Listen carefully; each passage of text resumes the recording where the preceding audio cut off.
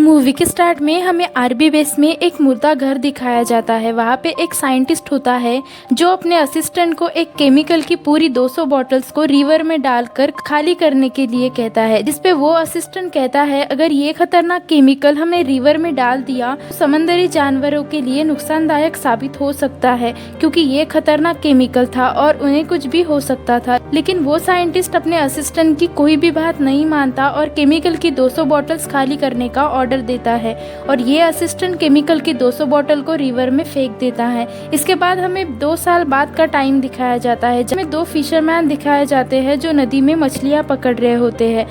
तभी उन्हें रिवर में एक अजीब सा क्रिएचर दिखाई देता है। उसके बहुत सारे पैर थे। ये लोग सोच रहे थे जानवर चेंज होकर ऐसा बन गया है। फिर से वो पानी में चला जाता है। इसके बाद हम 4 साल बाद का टाइम देखते हैं, जहां हम एक शॉपकीपर गैंगडू को देखते हैं। गैंगडू एक सीधा साधा आदमी था जो बहुत केयरलेस था और छोटी छोटी मिस्टेक किया करता था। गैंगडू की एक बेटी भी होती है जिसका नाम यूनसियो था। वो अपने फादर से एक नए मोबाइल की डिमांड करती है, इसीलिए गैंगडू थोड़े थोड़े पैसे कलेक्ट कर रहा था। गैंगडू के साथ उसके फादर और सिस्टर भी रहते थे। उसकी सिस्टर कैशबो की एक्सपर्ट थी। गैंगडू अपनी बेटी के साथ अपनी सिस्टर को लाइव देख रहा था जो कैशबो में अच्छा परफॉर्म नहीं कर रही थी। तभी उसके फादर वहां आते हैं और गैंगडू को बोलते हैं कस्टमर्स को बियर देने के लिए। गैंगडू अपने कस्टमर को बियर देने जाता है, तभी उन लोगों को ब्रिज पर एक मॉन्स्टर लटका दिखाई देता है जो उनके पास आ रहा था। गैंगडू के साथ वहां के लोग उसे बियर मारने लगते हैं। इसके बाद वो मॉन्स्टर वहां से चला जाता है, लेकिन थोड़ी ही देर बाद गैंगडू देखता है कि वो मॉन्स्टर पानी से बाहर आ गया है जो लोगों पे अटैक करके अपना शिकार बना रहा है। गैंगडू अपनी जान बचाने के लिए वहां से भाग जाता है। फिर हम देखते हैं ह्यूनसियो और उसके ग्रैंडफादर अभी भी गैंगडू की सिस्टर का लाइव परफॉर्मेंस देख रहे थे। वो सेमीफाइनल हार जाती है, जिससे ह्यूनसियो अपसेट होकर बाहर आ जाती है। तभी गैंगडू उसका हाथ पकड़कर वहां से भागने लगता है, क्योंकि वो मॉन्स्टर इनके पीछे पड़ गया था। भागते भागते ह्यूनसियो नीचे गिर जाती है, लेकिन गैंगडू उसका हाथ पकड़ लेता है और वो लोग फिर से भागने लगते हैं। कुछ दूर आने के बाद गैंगडू देखता है उसने तो किसी और बच्ची का हाथ पकड़ा है। तभी वो मॉन्स्टर ह्यूनसियो के पास आता है और उसे अपने साथ रिवर में लेकर जाता है। फिर हम देखते हैं जिन लोगों ने मॉन्स्टर को करीब से देखा था उन सबको एक हॉल में बंद किया जाता है। हॉल में उन सब लोगों की पिक्चर्स थी जिन्हें मॉन्स्टर ने अपना शिकार बनाकर उन्हें मार डाला। उन पिक्चर्स में एक पिक्चर ह्यूनसियो की भी थी। वहीं पर गैंगडू की सिस्टर और उसका भाई भी आ जाते हैं। गैंगडू का भाई उसे बहुत मारने लगता है, क्योंकि गैंगडू बाय मिस्टेक उस बच्ची का हाथ ना पकड़ता तो ह्यूनसियो आज जिंदा होती। तभी वहाँ येलो कॉस्ट्यूम वाला आदमी आता है जो कहता है कि अगर कोई भी उस मॉन्स्टर से टच हुआ है तो वो अपना हाथ ऊपर करे। गैंगडू अपना हाथ ऊपर उठाता है और कहता है कि उस मॉन्स्टर का ब्लड मेरे फेस पे लग गया था। ये सुन के वो आदमी गैंगडू को पकड़वा लेता है और कहता है कि जरूर इसमें भी वो वायरस होगा जो मॉन्स्टर में है। रात को गैंगडू के पास किसी की कॉल आती है। ये कॉल उसकी बेटी ह्यूनसियो की होती है। वो अपने फादर से कहती है पापा प्लीज मुझे बचा लो। गैंगडू उससे पूछता है कि तुम इस वक्त कहाँ पर हो, जिस पर ह्यूनसियो कहती है मैं एक ब्रिज के नीचे हूँ जहाँ पर मेरे अलावा और भी लोग हैं। ये सुनकर गैंगडू और उसकी फैमिली बहुत खुश हो जाती है और अगले दिन वो पुलिस को इन्फॉर्म करते हैं, जिसपे पुलिस वाला कहता है गैंगडू के बॉडी में वो वायरस फैलता जा रहा है, इसलिए ये ऐसी बातें कर रहा है और वो पुलिस ऑफिसर इनकी हेल्प करने से मना कर देता है।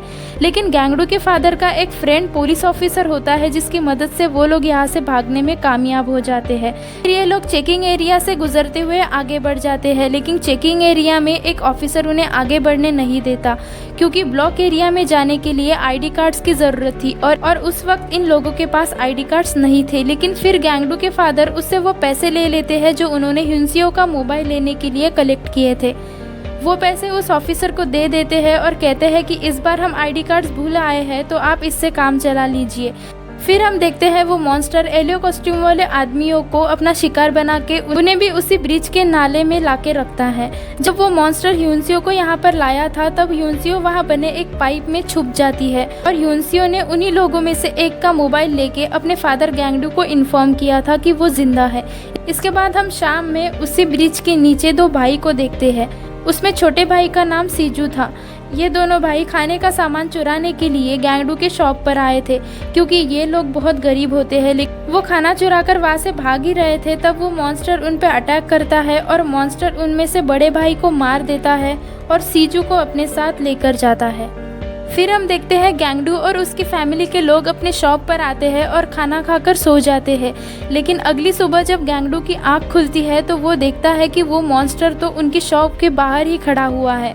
फिर ये लोग बाहर आकर गोलियां चलाने लगते हैं और मॉन्स्टर पानी में चला जाता है। गोलियों की आवाज़ से वहाँ पे पुलिस भी आ जाती है। फिर ये सब रिवर के दूसरे साइड जाते हैं जहाँ पर वो मॉन्स्टर आ रहा था। गैंगडू के फादर उससे उसकी गन लेते हैं जिसमें एक गोली बाकी थी।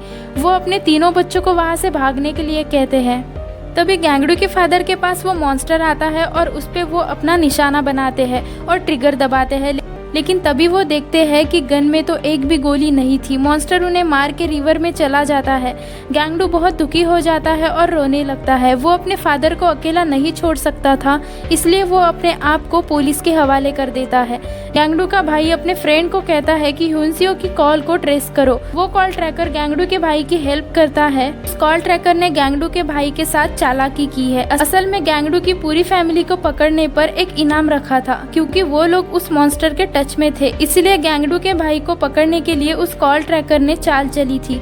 फिर वो कॉल ट्रैकर ऑफिस जाता है जहां पुलिस और हॉस्पिटल के बाकी वर्कर्स थे और वो सब गैंगडू के भाई को पकड़ने का इनाम हासिल करना चाहते थे। कॉल ट्रैकर गैंगडू के भाई को यहाँ तक लेकर आया था। गैंगडू के भाई को चारों तरफ से घेर लिया जाता है, लेकिन उसे ह्यूनसियो की लोकेशन पता चल चुकी थी।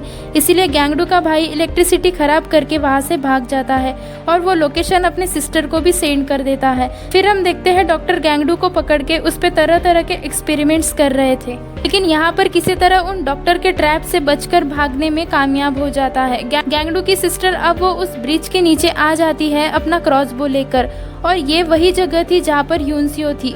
वो मॉन्स्टर गैंगडू की सिस्टर पर अटैक कर देता है जिससे वो गिर जाती है और वो मॉन्स्टर भाग जाता है। इसके बाद गैंगडू का भाई भी उस ब्रिज के नीचे आ जाता है जहाँ पर उसे एक होमलेस आदमी मिलता है। वो उस आदमी की मदद से एक पेट्रोल बॉम्ब बनाने में कामयाब हो जाता है। फिर वो लोग उस तरफ जा रहे थे जहाँ मॉन्स्टर था।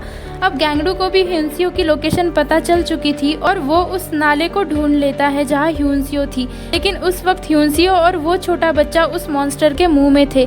फिर हम देखते हैं लोग सड़कों पर चिल्ला रहे थे, आखिर डॉक्टर्स ने गैंगडू को इतना टॉर्चर क्यों किया। फिर वो मॉन्स्टर लोगों की भीड़ की तरफ आता है जिससे वो सारे लोग बचकर भाग जाते हैं। वहाँ पर गैंगडू और उसके सिबलिंग्स भी आते हैं। साइंटिस्ट ने उस मॉन्स्टर को पकड़ने के लिए एक गैस बनाई थी और वो उस गैस को मॉन्स्टर पे डालते हैं जिससे वो मॉन्स्टर ज़मीन पे गिरता है और बेहोश हो जाता है। गैंगडू दोनों बच्चों को उस मॉन्स्टर के मुंह से निकालता है, लेकिन ह्यूनसियो मर चुकी थी और वो सीजू अभी भी जिंदा था। फिर मॉन्स्टर उन लोगों पे दोबारा अटैक करने वाला था, तब वो होमलेस आदमी पेट्रोल की पूरी कैन उस मॉन्स्टर के मुंह में डाल देता है और गैंगडू की सिस्टर आग वाला तीर छोड़कर उस मॉन्स्टर की तरफ फेंकती है जिससे वो जलने लगता है। ये मॉन्स्टर अपनी जान बचाने के लिए पानी की तरफ भागता है, लेकिन तभी सामने गैंगडू आता है और उसके मुंह में एक रॉड घुसाकर उसे मार देता है। अब क्योंकि सीजू का इस दुनिया में कोई भी नहीं था, इसलिए गैंगडू उसे अडॉप्ट कर लेता है और ये मूवी यहीं पे एंड हो जाती है।